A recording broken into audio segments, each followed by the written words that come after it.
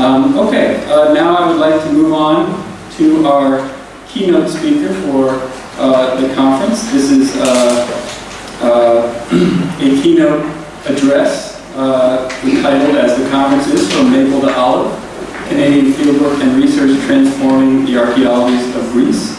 And it will be delivered to you by none other than David Rupp, who you have seen up here before. He is, as you know, the current director of the Canadian Institute in Greece, as well as a professor emeritus at Brock University, where I teach. I've known him for many years, and I am honored to be introducing him here to you today to give the keynote address for this conference. So, David, thank you.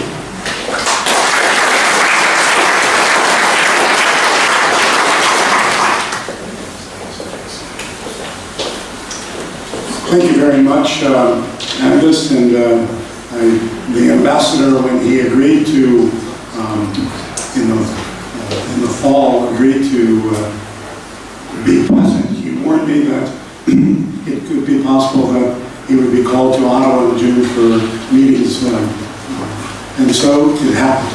So he regrets not being here, and we have a video. We're videoing these proceedings, and I hope that he'll have the opportunity to see it all when he returns. Given that many people in the audience now and in the course of the next 2 days will not know all of the projects that are going to be, papers will be presented on and about, I thought it would be useful to contextualize the work of the Institute in the field over since 1980. So this is my contextualization. First slide, please. Before 1976, if you were a Canadian or at a Canadian university, which generally meant the same thing, if you wanted to do archaeological fieldwork in Greece, you had to be associated with an existing foreign school. Because of our close relationship with the United States, physically and culturally, most Canadians who wanted to study the Greek past ended up at the American school, and many of us, such as myself, continue to have a bilateral, joint relationship, Canadian Institute and American School. Others were connected with the British School at Athens, and some with the École France.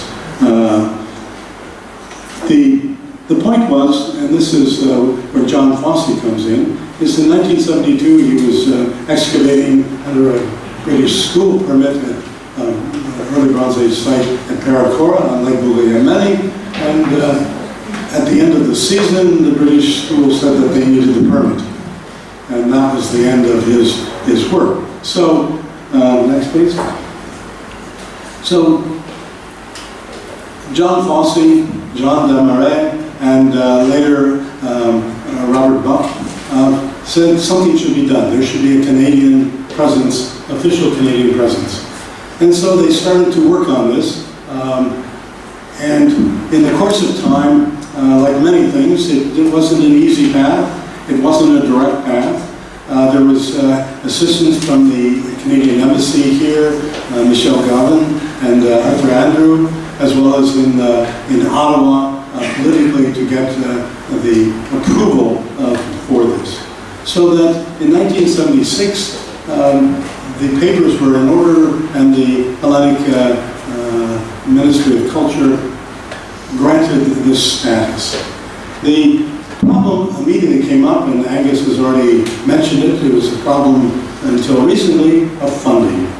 And so we had to look for donors. Luckily, in the Greek-Canadian community in Canada, 3 individuals in particular, actually 4, a couple and 2 individuals, were very generous in providing funds to keep the organization going. It was not until 1980, however, that there was actually a physical presence here in a building next to, first in the embassy, on Gennadiou, and then in the building next to it, as many of you remember. In the 80s, the Institute joined with the Canadian Institute in Egypt and the Canadian Institute in Italy under the umbrella of the Canadian Mediterranean Institute. Hamilton Southam was the force behind this, and that this was an opportunity for three small new institutes to have a bigger presence. This, in the troubles or the 90s, this institute was no longer able to support us, and so we broke free, so to speak. Well, I just found out last week, the comment by the ambassador that we're the only Canadian Institute. There, in fact, is still in Cairo, the Canadian Institute in Egypt. So I had communication from his director, and I claimed that he didn't exist, and he assured me that he was, and his institute was still in operation. So we are one of two. And our directors in the beginning, first John Fossey, based in Canada, first Hector, then Hector Williams here in Greece, then his wife Caroline, and then Susan Young, and finally Jacques Perrault. These were the ones who turned the idea and the dream into reality, so that by the middle part of the 1990s, there was a solid presence and activities in fieldwork activities in Greece. Next. So, what have we done over the past 36 years? We have been many places throughout Greece, and this is one of my themes that you will see that I'm arguing. We have not stayed close to Athens. We have ventured into the far reaches of this very large and varied country, along with its rich cultural heritage. Next. We have had 20 projects, 19 official and one through the Apharia on Mytilene, that over the years have conducted research in Greece. These, you'll see the abbreviations as I go on, but just for you to understand, we started out at Khostia, and we're continuing in the field this year on Naxos, in the Archeology, at Elion in Boitoia, and in Argelos in Macedonia. The projects are varied, and one of the hallmarks that you can see here is that there have been many Canadian universities and many Canadian researchers participating. This is not focused at one place. It is broadly spread across Canada. Next. The periods covered by this research, again, encompasses the total history of human occupation in the Aegean Basin, from the lower Paleolithic to the what we call early modern Greece. In other words, our projects have not focused on just the classical heritage, as we might describe it, but on the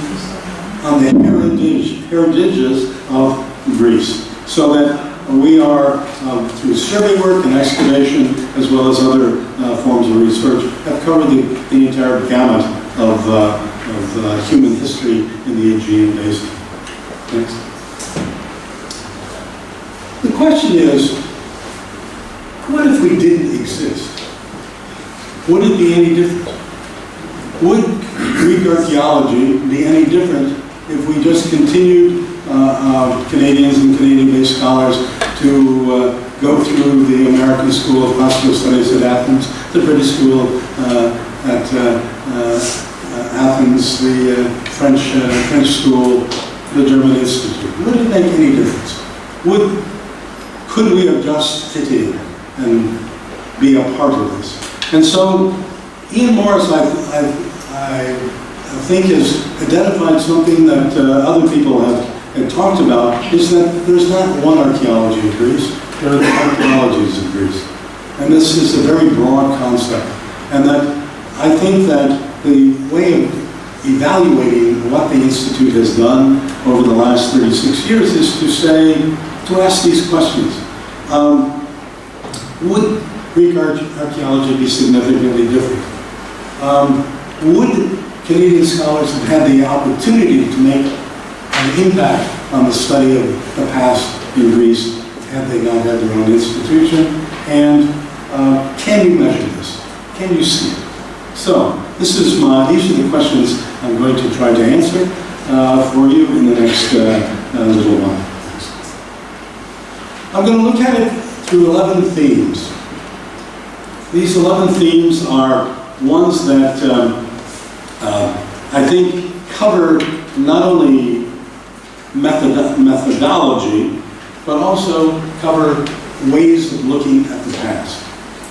And so they range, as you can see here, from data collection strategies, survey, underwater survey, into periods of use, the historic period, what one might call the typical, what you think is Greek archaeology, archaic through Hellenistic, the later imperial, Byzantine, and post-Byzantine worlds, defensive fortifications, ceramic studies, bioarchaeology and geoarchaeology, use of technology, and publications. So let's have a look. In 1981, with Donald Keller, I, representing the Canadian Archaeological Institute in Athens, and Don Keller, the American School, organized a conference on survey archaeology. So already from the beginning of our interest, the Institute has been utilized survey archaeology and its interpretation, let's call it landscape archaeology, from the beginning. So that what we have had throughout the period of these 36 years is a series of archaeological projects focused on survey, extensive in the beginning and more intensive as time gone by, that have looked at major areas, regions of Greece that before we started our work were neglected, which were not part of this. So that you can see from Khostia, even Khostia, formed by John Fossey, focusing on the settlement itself, was interested in, before starting to work, to survey within the walls and to survey outside. So that the focus of Canadian projects has been not just on the architectural remains, the visible and what can be dug within that settlement, but also on the context and what it can tell us about this. So we have gone from all over Greece to the current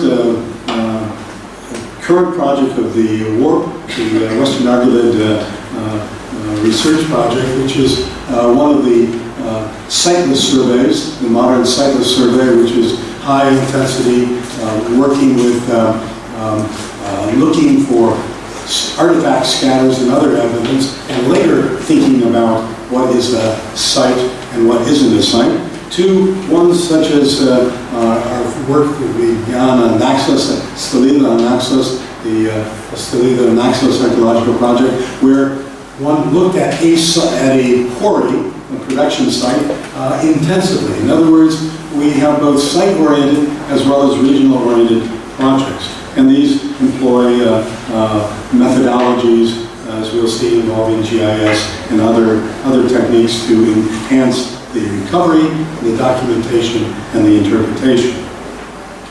Next. Underwater survey is also another area. The Persian shipwreck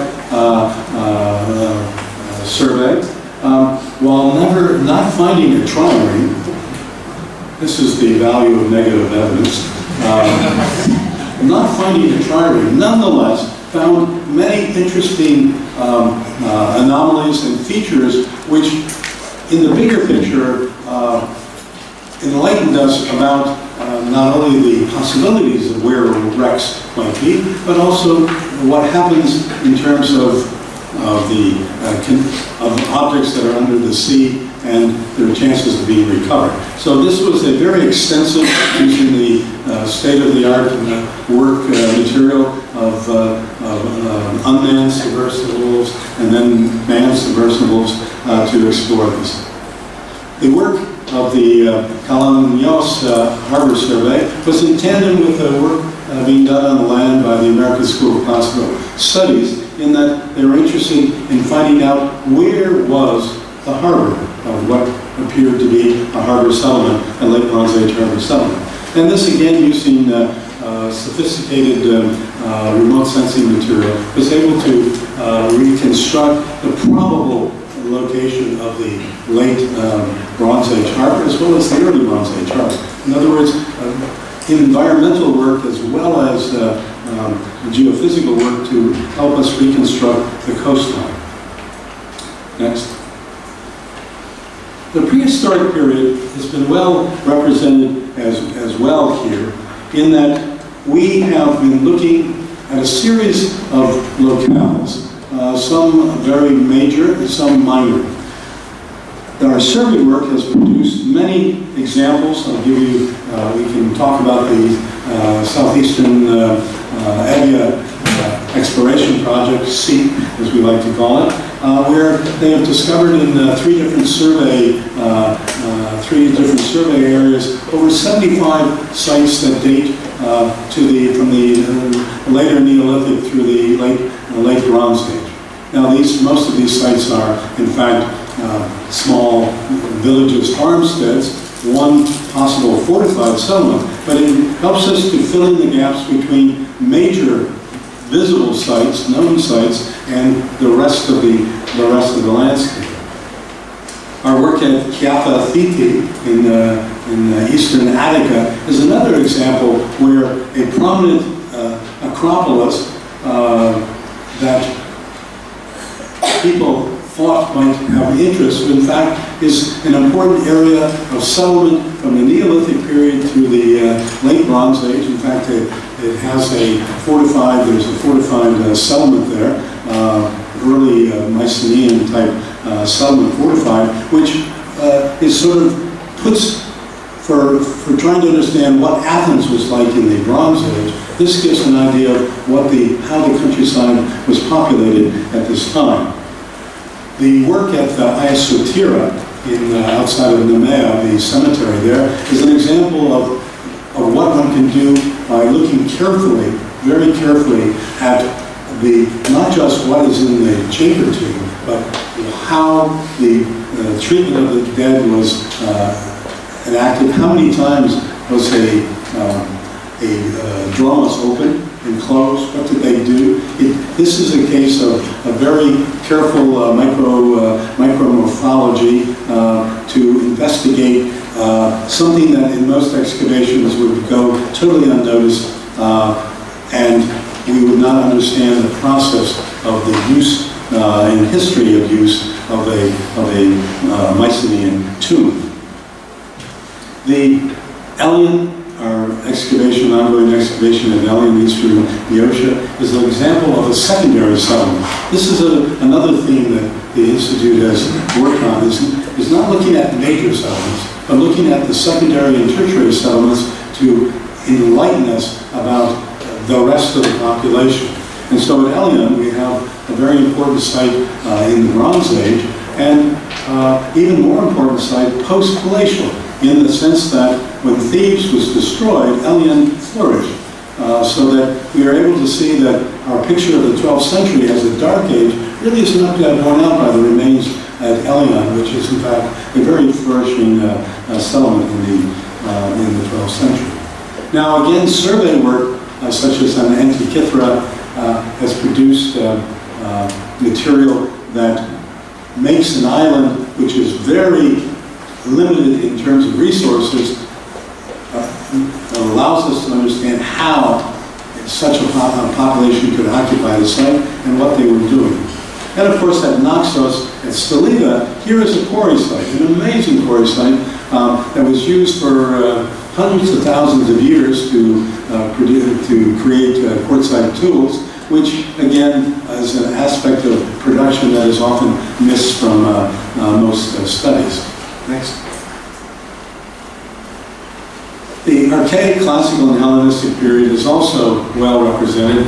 Archaeology has been mentioned several times before, and it is a colony of Andros, which this is a period of time where we know very little about early colonial foundations, and Archeology is an excellent site where the early levels are there, but more importantly, what happened after in the 5th and 4th centuries. And Archeology has exciting discoveries coming out, and we'll hear more from Jacques Perrault later in the program about the probable commercial buildings as well as the housing there. So this is an important site. We have as well from CAIA, mentioned again before. Here is a late classical Hellenistic settlement that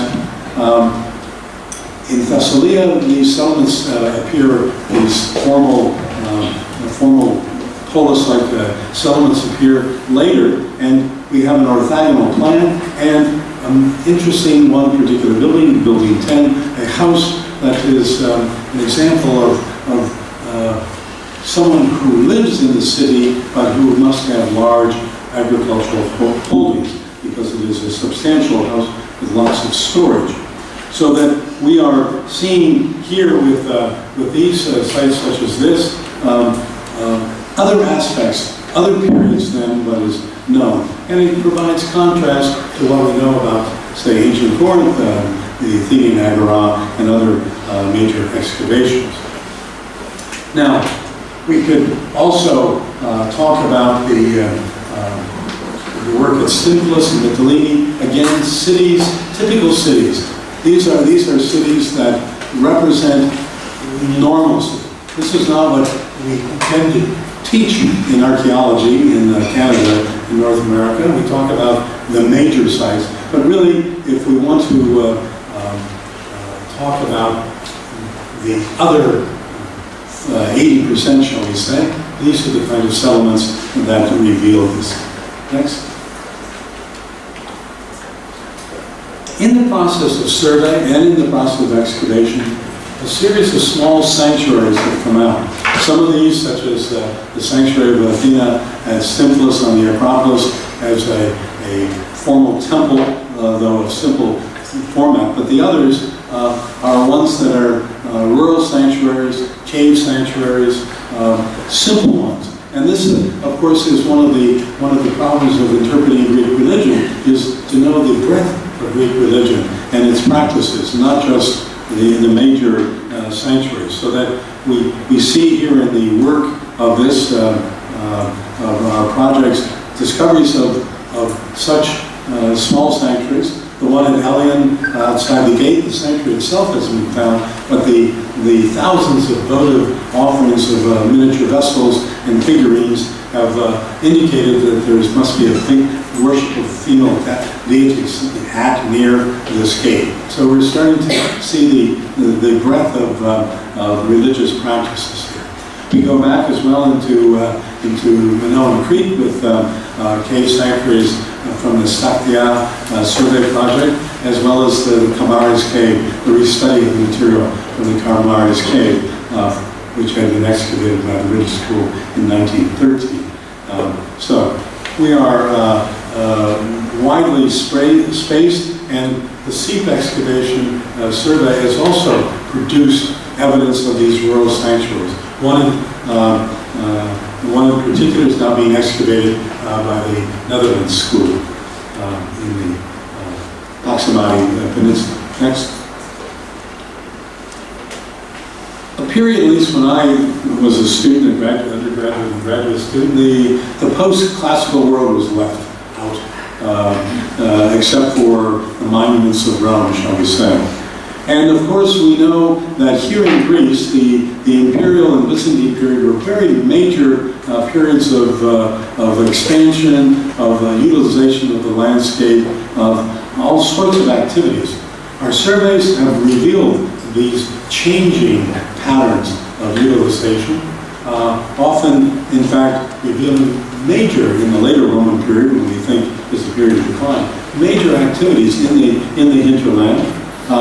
We have evidence of course, of buildings, but that we also see complexes, aqueducts, as the Warped survey has found evidence of Adriatic aqueduct in this hinterland.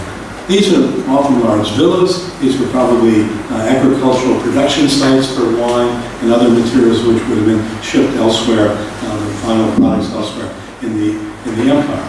Now, also, near Stymphalus, very close to Stymphalus, is the Cistercian Abbey at Zarakan. Here is a standing monument that had been seen, reported, and never looked at.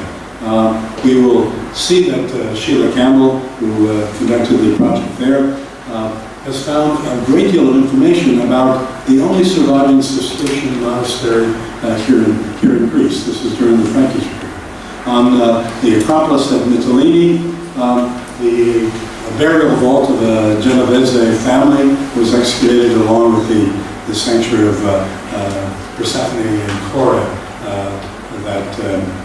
Demeter and Cora that Kitty Blazaki mentioned. So these are monuments in the landscape that often are neglected, often are not thought about, but are very important. And Mytilene too, in the lower town, the excavations there in the lower town, in the area of a later Roman peristyle building, there's an Ottoman cemetery which was excavated as well. So that we are looking at periods that often are neglected, often are not published, and which are, of course, part of the archaeologies of Greece. Next. Frederick Winter, who was at the University of Toronto for many years and a known expert on Greek fortifications, we had, as you recall, we had a colloquium in his memory a few years ago. I'm sure we'd be happy to see how many of our projects have in fact investigated fortifications.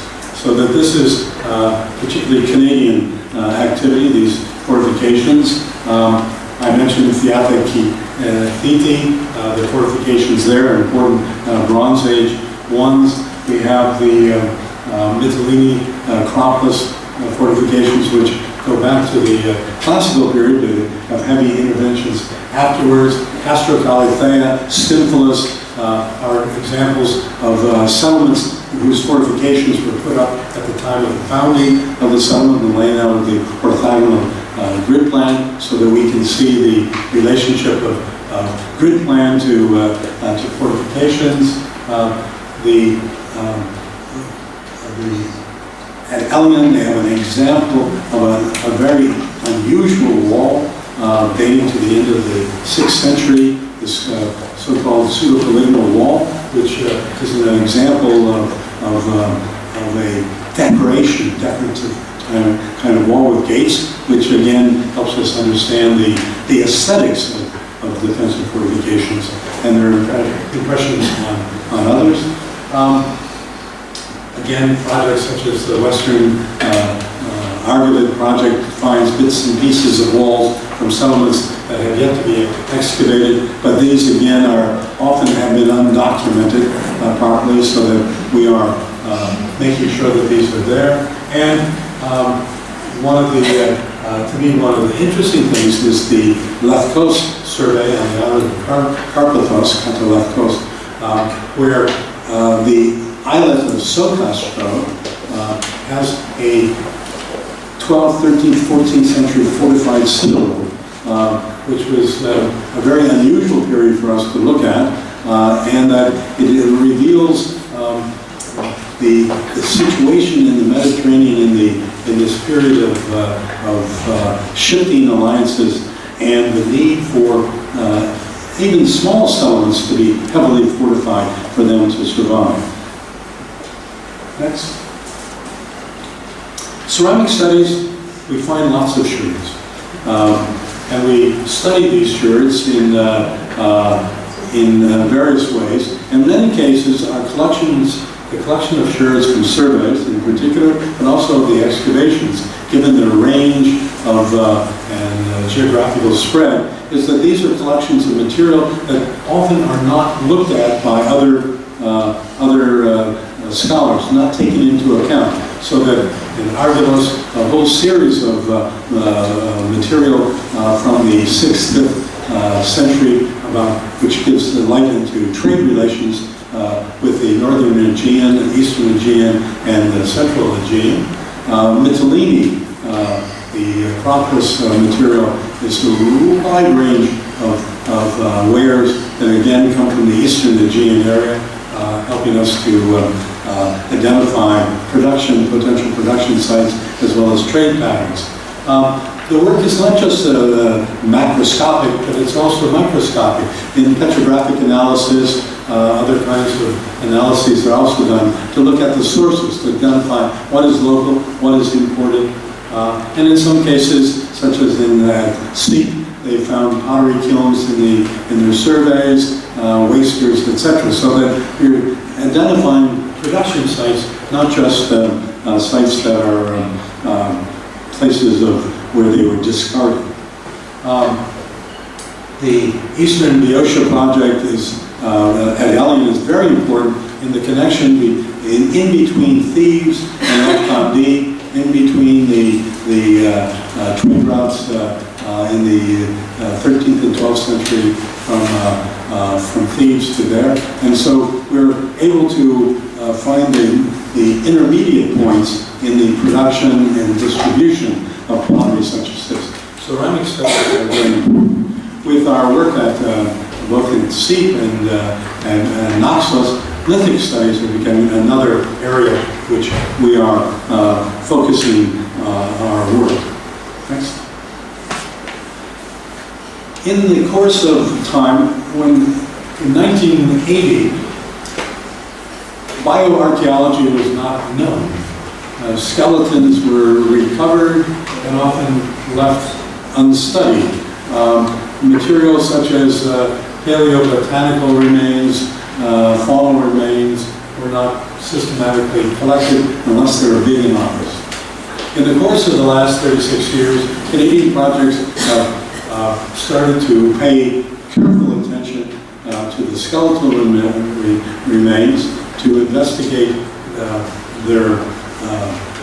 to analyze them carefully, and to do the various studies that are done by archaeologists, so that we are, with our material from Ottoman period cemeteries, from Bronze Age chamber tombs, we're creating a corpus of anthropological material, physical anthropological material, that in fact will be very useful for putting together the big picture of population groups, of pathologies, of different things. These projects are also interested in reconstructing the environment, the past environment. So the paleo-environmental studies are there. Palynology, pollen analysis, the work on terracing, erosion, geomorphology, all of these things to try to understand what the landscape looked like in the past and how human activities have caused it to change, as well as what can be assigned to natural and what can be assigned to anthropogenic. So this is a big part of this work. So the geoarchaeological work, geomorphology, microstratigraphy, micromorphology, all of these science-based, geoscience-based disciplines are being part of this interdisciplinary effort to understand the context of the archaeological remains. And so, in fact, modern surveys, such as work, cannot really be in the field without geomorphologists looking at the patterns of erosion and deposition, which allow us to understand what part of the landscape, ancient landscape, we can actually see today, and what in fact has been changed. Next.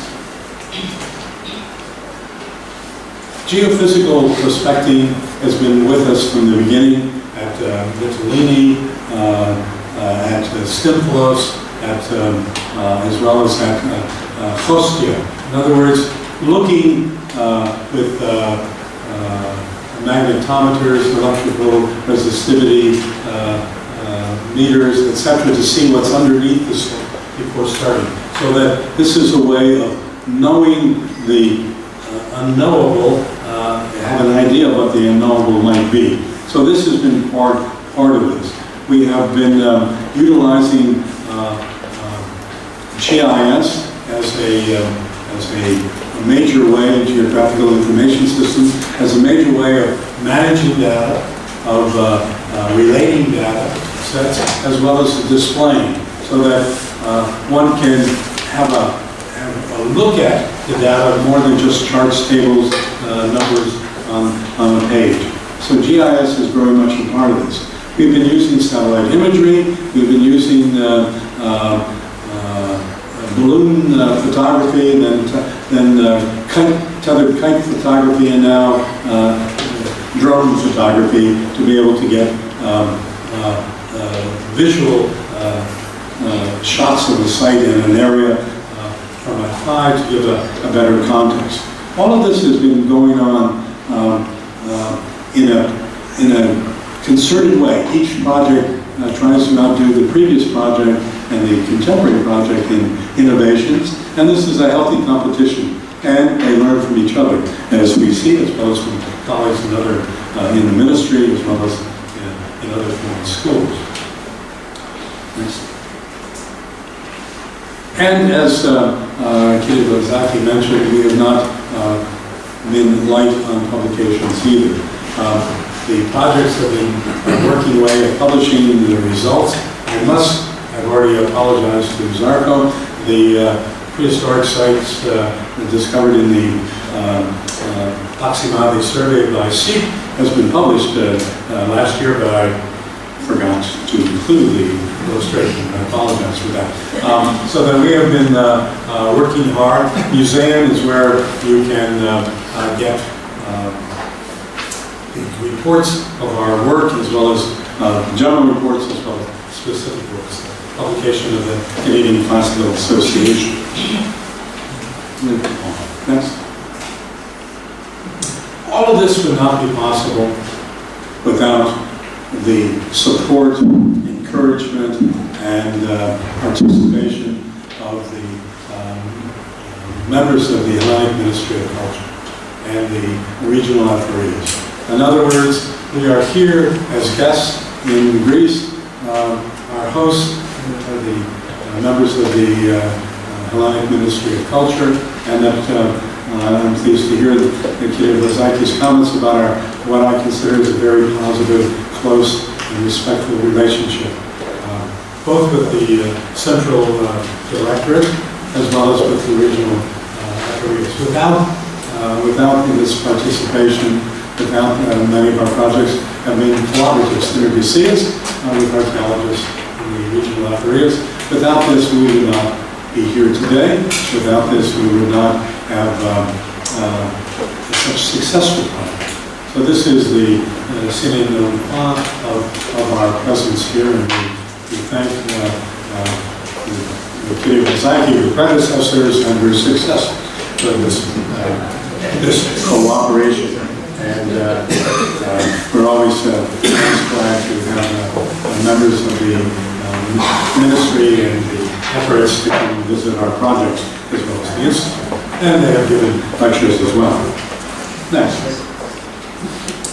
So, what has this produced? What have we been doing over 36 years?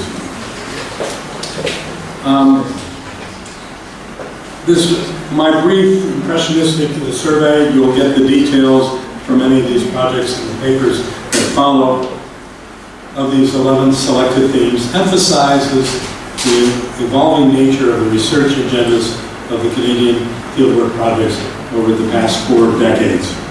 There is clear emphasis on investigating a broad range of site types within a wider regional and chronological context. The contextualization of these nodes of settlements, the modes and locales of production, the exchange networks, and the resource exploitation of the natural environment expands our understanding of how societies operated within given parameters, as well as the potential factors that promoted the observed changes in them that we see over time.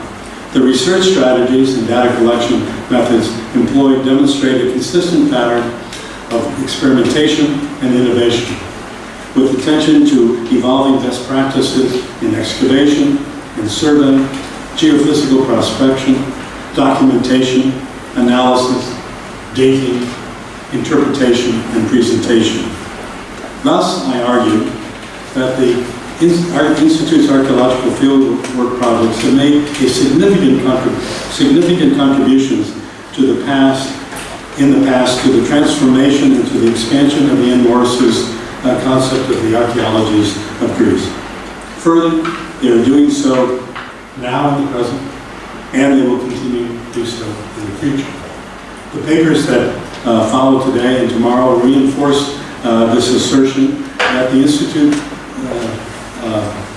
archaeological contributions have indeed enriched measurably our present state of knowledge of the rich and diverse cultural heritage of Greece. In closing, I would like to thank the former Canadian ambassador to the Hellenic Republic, Robert Peck, for urging me to realize the dream of this colloquium, which celebrates the 36 years of the work of the Institute. At the funeral of Ian Borres, approximately 15 months ago, early March of 2015, Ambassador Peck and I talked about the work of the Institute and how we could raise the awareness, the public awareness of our important archaeological research, both here in Greece and in Canada.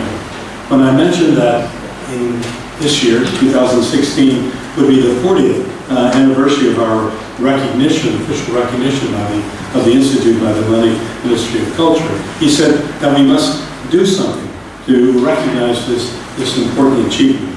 With his good offices, we discussed this possibility with Eduardo Muro of Eldorado Gold and Corporation. Their generous financial support has made both this colloquium and the publication in 2017, we believe, of the proceedings possible. The Institute wishes to thank both former Ambassador Peck and Eldorado Gold for this course. Thank you very much.